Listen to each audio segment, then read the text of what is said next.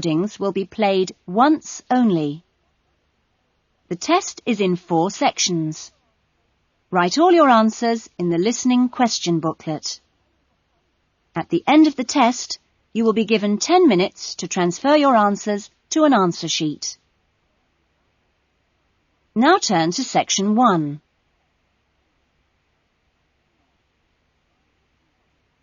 Section 1. Paul is renting an apartment.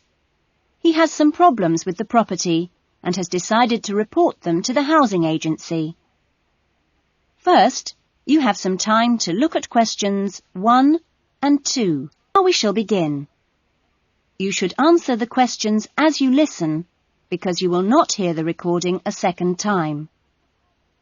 Now listen carefully to the conversation and answer questions 1 and 2. Good morning. MIC House Agency? Good morning. I'm ringing about the problems I've been having with my apartment. Yes, of course. If I can just take a few details first. What's your name? Paul Smiley. How do you spell that? Smiley. OK. And what's the address? Apartment 216 Rose Lane. Rose Lane. And that's in? In Newton. Oh, yes, I know the property. Could I just ask, how long is the lease? It's for 1 year. Huh? And you moved in? Last week, on 27th of June. Fine, thank you. Before the conversation continues, you have some time to look at questions 3 to 10.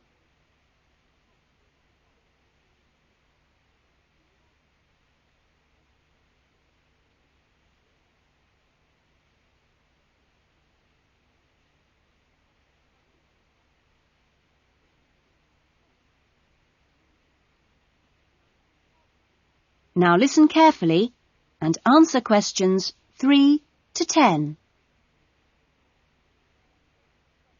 And what are the problems that you've been having? Well, no one thing is really dangerous or anything, but, it's just been building up. Yes, of course. Well, the first thing is the washing machine. It's been leaking a little and it's beginning to get worse because we have a small child and we really need to get that done straight away. OK, that's a washing machine for immediate repair. And then there's a niggling problem with the cooker. Mm-hmm. The door's broken. Right. It's nothing serious and it can be used, but if you can send someone over in the next couple of weeks or so, that'd be great. Fine, I've got that. Then we're worried about all the windows. Are they broken? No, but there are no locks on them. And, with the insurance these days. Uh-huh. And when would you like those done? Well, that's not really urgent, but you never know when there's going to be a break-in. No.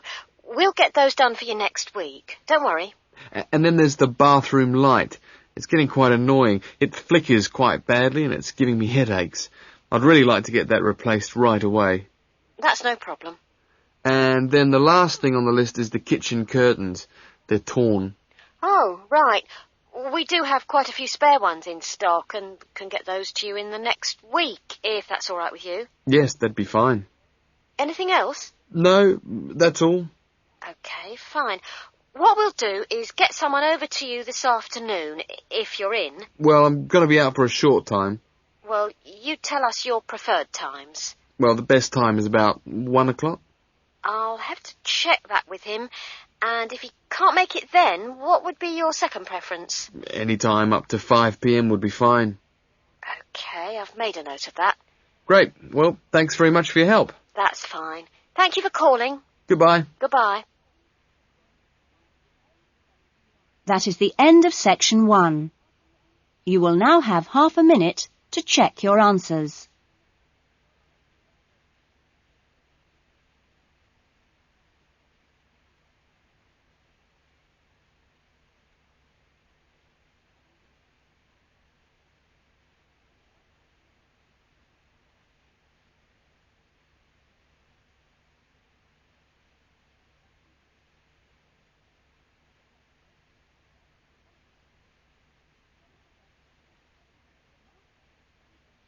Now turn to Section 2.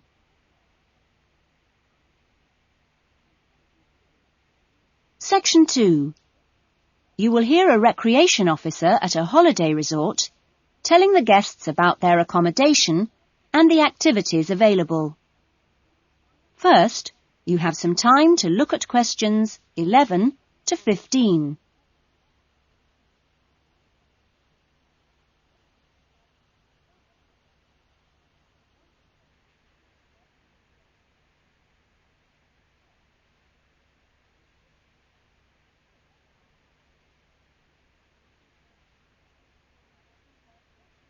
Now listen carefully to the first part of the talk and answer questions 11 to 15. Great. Well, hi everyone. My name's Jody, and I'm one of the 4 recreation officers here at Rainforest Lodge. My job is to make sure that you all have a great stay here with us and go away feeling relaxed and refreshed. As you can see, we're literally in the middle of nowhere at the lodge. There are no newspapers or TVs, and there's only one phone, and that's in the office. The lodge is a complete get-away-from-it-all experience, a place to unwind and appreciate the world without a lot of interruptions and distractions. From your cabin balcony, you'll find that you can't see anyone else, and the only noise you should hear is the birds. When the luggage comes, one of the guys will take it across to your cabin for you and make sure you know the way back here to the main center for dinner in the restaurant. Dinner will be served in about an hour or so. All the times of each day's activities are printed on the blue sheet you should have got in the information guides that were handed out on the coach. Each explorer trip has a different focus, so it doesn't matter how many you do or on what day, because there's always something new to discover in the rainforest. Tomorrow, I think we've still got places on the Orchid and Fungi tour. This is on foot and takes you to different parts of the rainforest. Or, if you'd prefer, there's the 4-wheel drive tour to the waterfalls. Or the fishing trip, where I promise you we'll catch some lunch. And last but not least, the famous crocodile cruise that leaves at 11 a.m. each day. Just in time for the crocodile's lunch. Oh, plenty to choose from here at Rainforest Lodge. Or just sit on your balcony, relax and unwind and enjoy the views. In the evenings, there is the Spotlight Tour, one of my favorites. The Spotlight Tour leaves at sundown and lets you catch a glimpse of some more of the rainforest wildlife as it comes out at dusk to feed. That's a great trip, and if you can, I'd really try to make sure you do it during your stay. You now have some time to look at questions 16 to 20.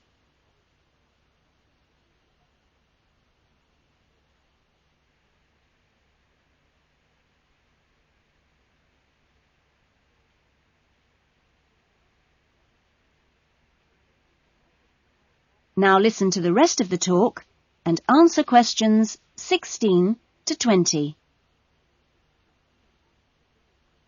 You've chosen to visit the rainforest in March, which is just at the end of the wet season, so you'll soon notice how well the waterfalls are running and also how damp the ground is.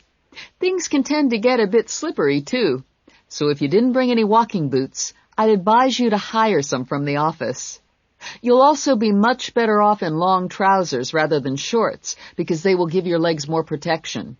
And socks are a good idea, too. There's no need to be nervous of the rainforest, provided that you treat it with respect and common sense. Most of the animals and wildlife are gentle and harmless. There are some venomous snakes to beware of, but really, they're much more frightened of you than you are of them. The other thing is that certain plants can cause irritation if you touch them with bare skin. Well, that's about all for the time being. The guys are here to take you and your luggage to the cabins. That is the end of Section 2. You will now have half a minute to check your answers.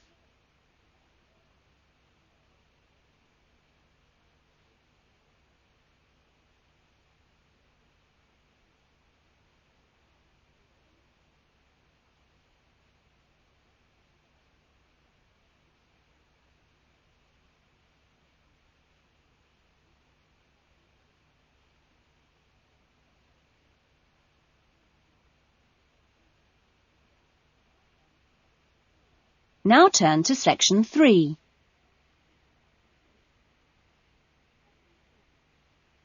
Section 3. You will hear a conversation between a counsellor and a student named John. First, you have some time to look at questions 21 to 25.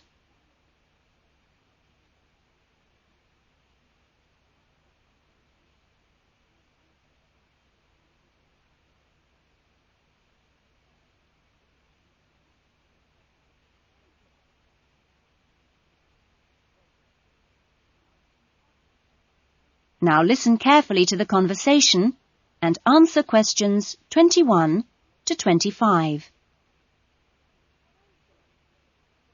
Hello, John. What can I do for you? Well, I heard about these counselling sessions from a friend doing a science course, and I was really interested.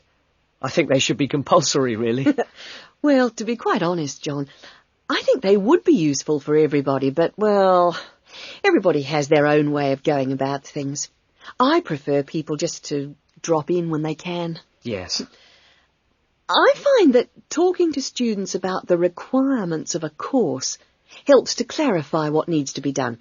I mean, the biggest difference between college and school is that new college students really have to do a lot of work on their own, and it's sometimes useful to get advice on how to take control of your time and work effectively. Yes. I mean, it seems like a very light workload until assignment time comes, and then I seem to be working all night sometimes. I'm not the only one. It's ridiculous. The resource centre is very good, but it closes so early. It's in the library, and so you think you could use it more. It's a real problem for me. Well, you're certainly not the only person in that position, as I'm sure you've found. It really comes down to using every available hour in a systematic way. If you do this with a plan, then you'll find that you still have time for yourself and your hobbies as well. Yeah. I've heard from Thomas that you made him a sort of plan like this, and he's going away for the weekend with all his work handed in, whereas I haven't even started. I need to find out a few more things about you first. I'll give you this form to fill in about your lectures and things before you leave. You now have some time to look at questions 26 to 30.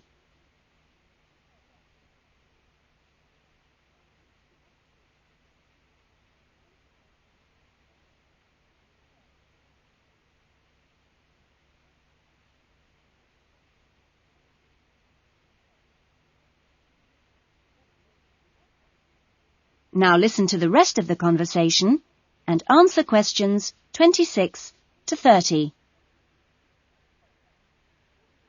Now, what are your main problems? Well, what most concerns me is I'm still not doing very well in my assignments. Well, I know that you plan your writing carefully, but this can come to nothing if the assignment doesn't answer the question. That really is the key.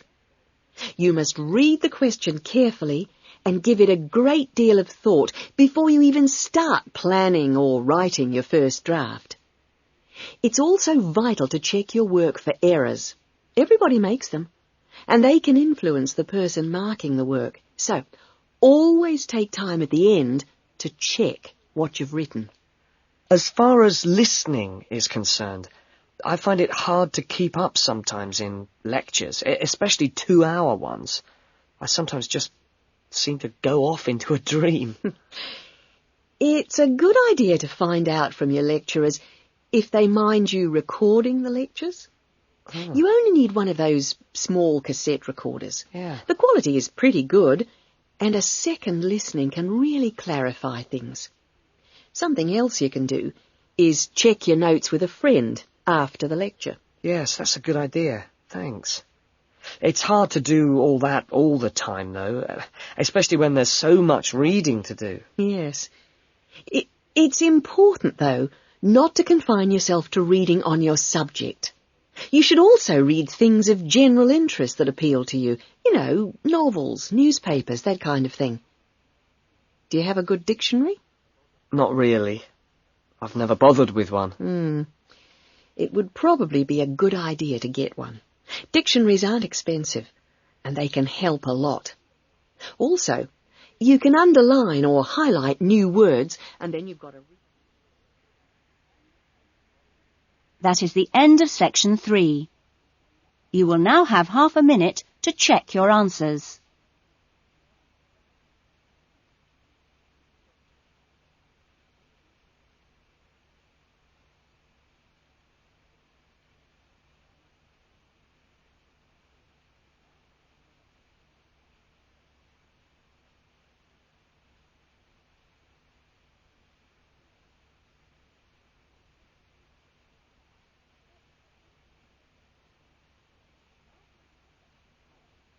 Now turn to section 4.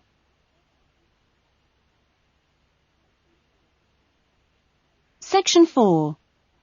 You will hear a student talking about his research project in a university tutorial.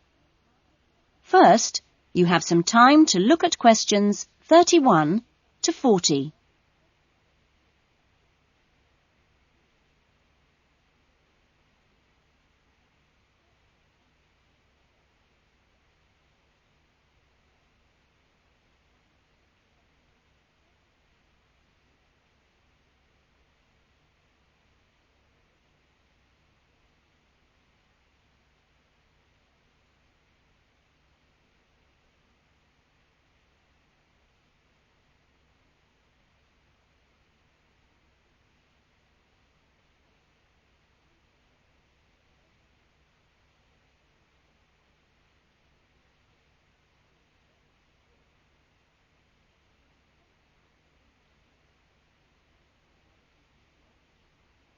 Now listen to the talk and answer questions 31 to 40.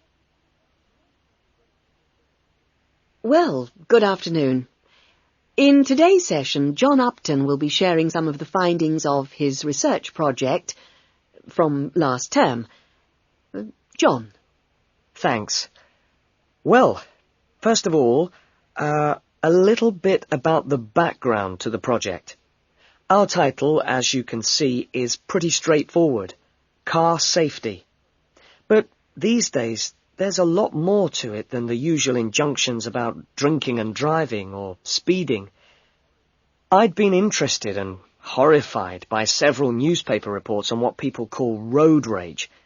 For example, the famous incident of a man getting out of his car in a car park and hitting the driver of a van who had overtaken him earlier. It seemed to me that there were almost as many serious problems when cars were parked, i.e. were stationary, as when they were travelling at 90 miles an hour. So I decided to make this the focus of the project. For our research, we depended mainly on talking to individuals, asking them questions rather than using written questionnaires. We stopped people at a selected garage on the motorway over a 2-day period and asked them questions about what they'd observed or experienced themselves. Our respondents were both men and women, but the women were just slightly in the majority. We were pleased by the public's willingness to stop and chat to us. In the end, we talked to a total of 135 drivers over those 2 days. So, what were our findings? Well, as you can see, 93% of respondents had had some kind of problem. A surprisingly large percentage, 24%, had had their car damaged in some way.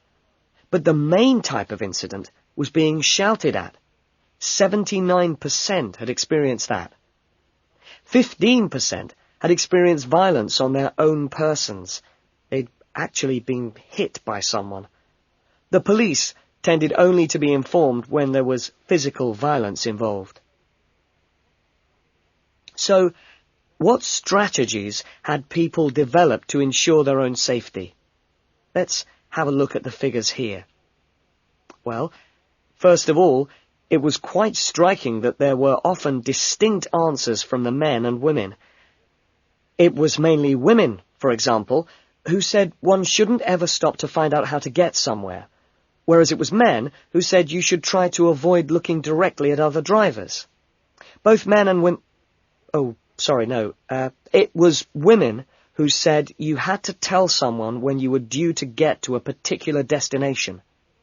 Then, I had thought that it would be mainly men, but both sexes made the point that it's much safer to get keys out well in advance as you go towards your car. Men were very aware that muggers or whatever might be concealed behind the car. They also made the point that you should leave plenty of room when you park your car, so you can make a quick getaway if you need to. Finally, locking doors at all times. Men didn't think it was quite as important as women, but both gave it a high safety rating. When we asked them what they thought the best improvements had been in the last 5 years in helping with road rage problems... That is the end of section 4. You will now have half a minute to check your answers.